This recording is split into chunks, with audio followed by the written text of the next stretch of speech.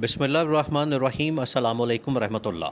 शहबाज शरीफ की जानिब से जब इमरान खान के ऊपर गद्दारी का मुकदमा करने और पीटीआई के ऊपर पाबंदी लगाने की बात की गई तो आसिफ जरदारी के कान खड़े हो गए। आसिफ जरदारी को समझ आ गई कि ये मामलात अब हाथ से निकलने लगे हैं, कंट्रोल हाथ से निकलने लगा है और केड़े पासे टोर पे हो। ये आसिफ जरदारी की जानिब से शहबाज शरीफ को एक दोस्त के ज़रिए से पैगाम दिया गया कि केड़े पासे टोर पे हो।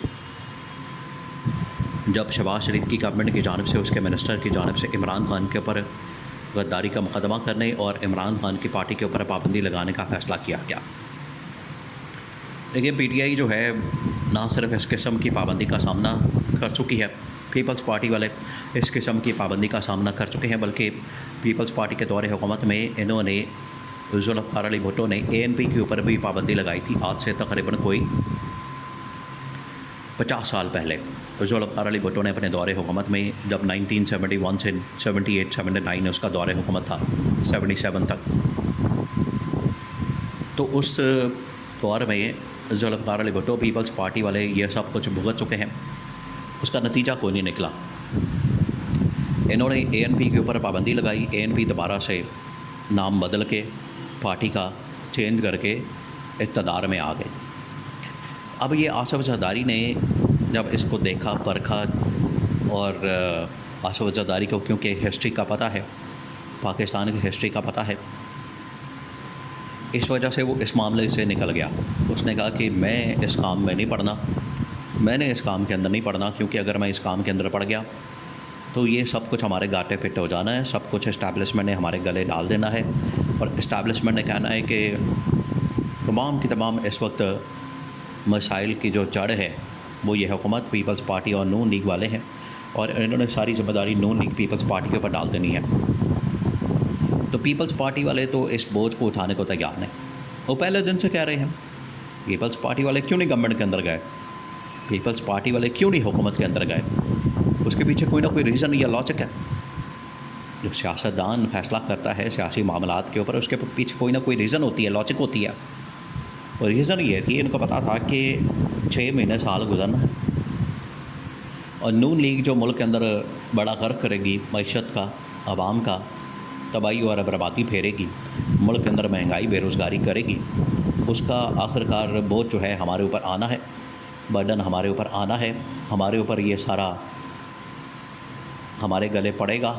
तो बजाय इसके कि इसकी ज़िम्मेदारी हम उठाएँ, हम क्यों ना इस हुकूमत को डिसओन नहीं करते हैं, इस हुकूमत के अंदर हम जाते ही नहीं, वोट दे देते हैं और उस वोट के बदले हम कुछ अरब रुपए ले लेते हैं, वजारतें ले लेते हैं, कुछ सदारतें ले लेते हैं, सिंध की गवर्नमेंट ले लेते हैं, और ठेके, कमीशन, किकबैक्स और सिंध गवर्नमेंट के लिए पैसा वगैरह ले लेते हैं। ये इसकी आड़ में इन्होंने ये सब कुछ तो ले लिया, लेकिन इनको पता था कि अगर हम बाकायदा तौर पर इस गवर्नमेंट के साथ चले गए, बाकायदा तौर पर इस गवर्नमेंट को हमने ज्वाइन कर लिया, तो उसके बाद ये अपना पट्टा तो बिठा देगी, हमें भी फट्टे पे ला के खड़ा कर देगी। इस वजह से पीपल्स पार्टी ने उस वक्त नून लीग के साथ गवर्नमेंट बनाने से साफ इनकार कर दिया और कहा कि हम बिल्कुल भी गवर्नमेंट नहीं बनाएंगे, नून लीग के साथ हमारा कोई लेना देना नहीं, नून लीग के साथ हमारा कोई ताल्लुक़ वास्ता नहीं। और उन्होंने साफ तौर पर इस गवर्नमेंट के साथ बैठने से इनकार कर दिया। अब ये असल में सारा कुछ किया गया है इस्टेब्लिशमेंट की जानिब से, और इस्टेब्लिशमेंट ने इनको ये एक रास्ता दिखाया है।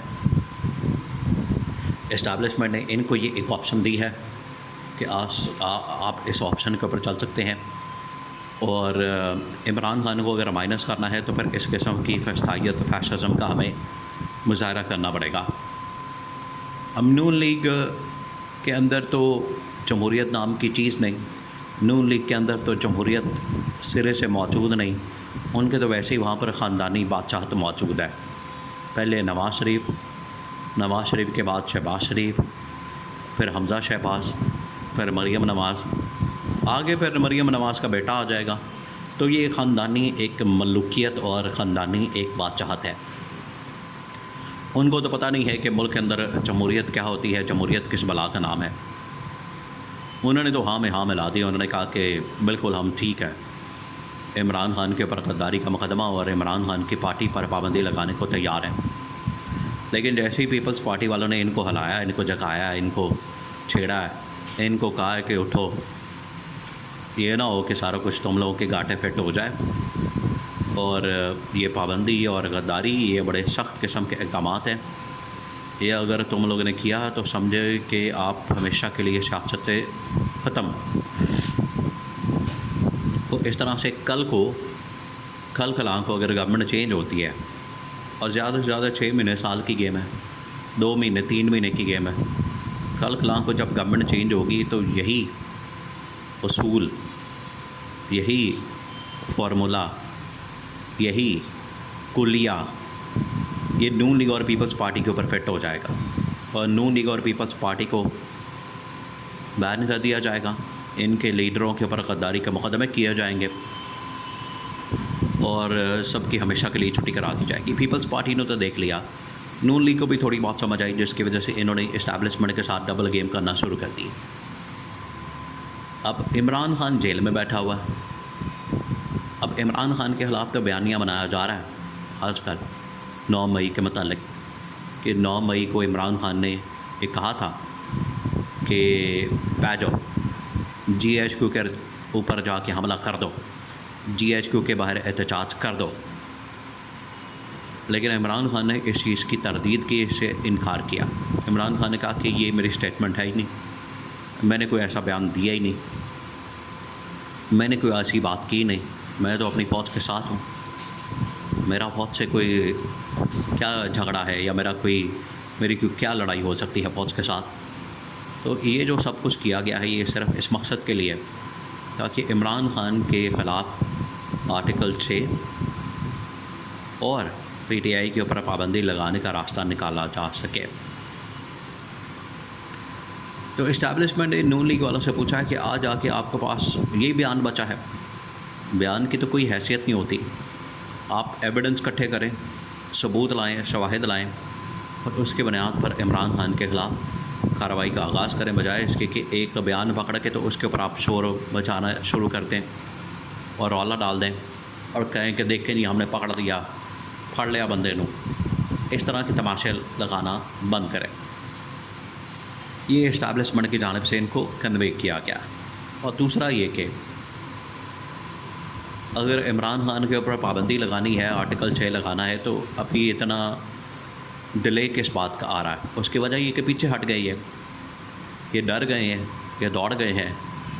इस्टेब्लिशमेंट को इस बात का बड़ा गुस्सा है, अंदर हाँ करके आगे बाहर आके ये मुकर गए। इस वजह से इस्टेब्लिशमेंट ने अब फैसला कर लिया है कि जो मर्ज़ी हो जाए।